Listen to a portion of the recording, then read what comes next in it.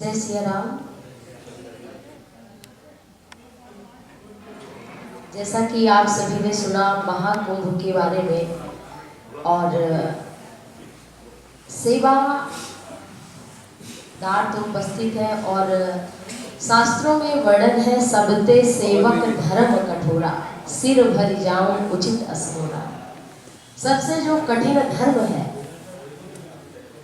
कुछ बोलना तो बहुत आसान है, लेकिन जो लोग अपनी सेवा दिए हैं, सेवा कर रहे हैं किसी भी रूप में, सबसे कठिन धर्म है सेवा करना, मन वाणी कर्म से, किसी भी प्रकार की। ये तो महाकुंभ की सेवा है, और महाकुंभ में जो भी गए हैं, सुख सुविधा, आपने जैसा कहा कि हम सुख सुविधा वहाँ पर न ढूंढें, सुख सुविधा देने की कोशिश करें। और हमारे शास्त्रों में कुंभ का, महाकुंभ का बड़ा महत्व है। और तीर्थों के राजा जो प्रयागराज है, यहाँ महाकुंभ लगता है, और उज्जैन में, हरिद्वार में केवल कुंभ लगता है, लेकिन यहाँ त्रिवेणी संगम में जो तीर्थराज प्रयाग है, यहाँ महाकुंभ लगता है। और श्री रामचरितमानस में इसका गोस्वामी तुलसीदास जी ने बहुत उल्लेख किया है कि यहाँ केवल मनुष्य ही नहीं नहाते हैं, मनुष्य ही केवल स्नान नहीं करते हैं। भरद्वाज मुनि बसहि प्रयागा, जिनहि राम पद अति अनुरागा। तीर्थ के राजा जो हैं प्रयागराज जी, वहाँ पर भरद्वाज मुनि रहते नहीं हैं, बसते हैं। ऐसा नहीं कि भरद्वाज मुनि केवल जब महाकुंभ होता है तभी रहते हैं, ऐसा नहीं, वहाँ वो बसते हैं, यानी कि पहले से उनका निवास वहीं पर है।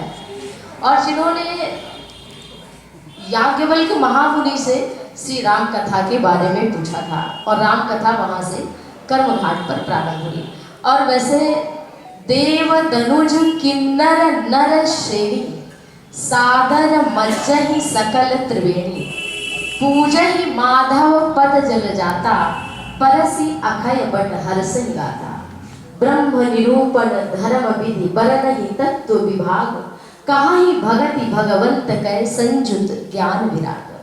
श्री रामचरितमानस में गोस्वामी तुलसीदास जी कहते हैं कि तीर्थों के राजा जो ये प्रयागराज, जब समुद्र मंथन हो रहा था, तो जहाँ जहाँ पर 14 रत्न जो निकले थे समुद्र मंथन से, उसमें जो है सबसे बाद में अमृत निकला, सबसे बाद में। और सारे रत्न, सबसे पहले विष निकला था, जो देवादिदेव महादेव ने उसका पान किया था। उसके बाद हाथी, घोड़े इत्यादि, रंभा और जो अप्सराएं, सब कुछ उसमें से 14 रत्न में आए। सबसे बाद में अमृत कुंभ में लेकर के, कलश में लेकर के प्रकट हुए थे। तो वो जो अमृत गिरा जहां जहां पर, वहां वहां कुंभ लगता है। और 12 वर्ष बाद तीर्थराज प्रयाग में महाकुंभ लगता है। तो रामचरितमानस में लिखा है, देव दनुज किन्नर नर श्रेणी, सादर मज्जहि सकल त्रिवेणी। देवता भी कुंभ में, महाकुंभ में स्नान करने के लिए आए। देव दनुज, देवता तो देवता है, 33 प्रकार के 33 कोटि देवता कुंभ में स्नान करते हैं जब महाकुंभ आता है।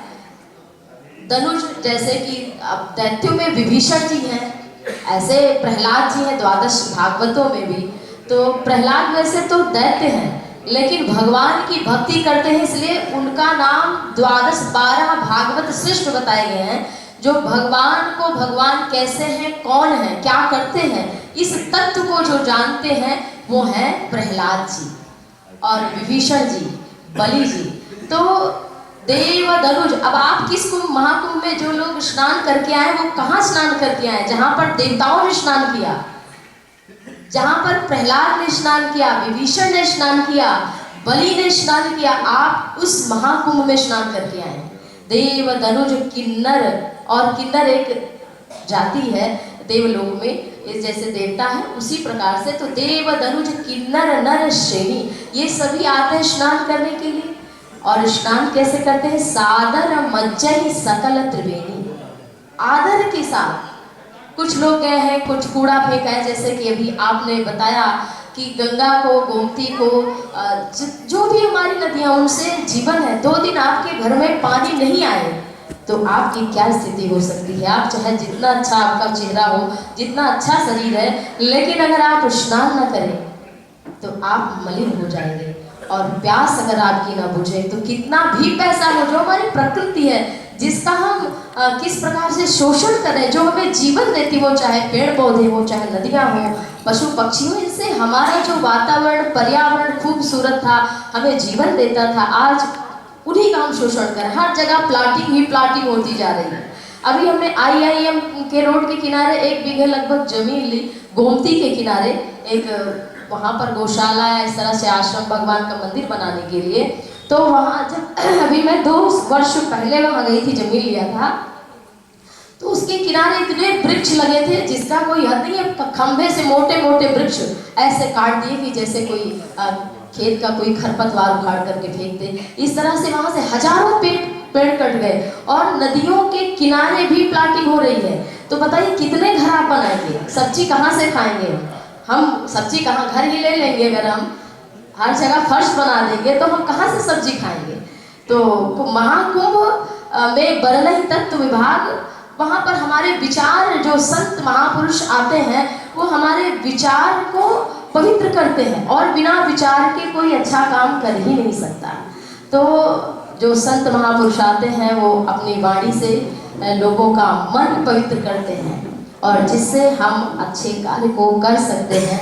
तो आप सभी ने महाकुंभ के बारे में बहुत कुछ सुना, और आप सभी का मंगल हो, कल्याण हो। जो लोग नहीं जा पाए हैं वो अपने घर में ही अपने मानसिक रूप से कुंभ में स्नान करें और अपने आसपास की नदियों को स्वच्छ रखें। यही कुंभ में स्नान करने का वास्तविक फल होगा। आप केवल स्नान केवल अपने पाप को, कि अरे हमसे कुछ पाप हुए हैं वही हम धो आए, अगर इस भावना से, तो निश्चित मानिए आपके पाप धुलेंगे भी नहीं।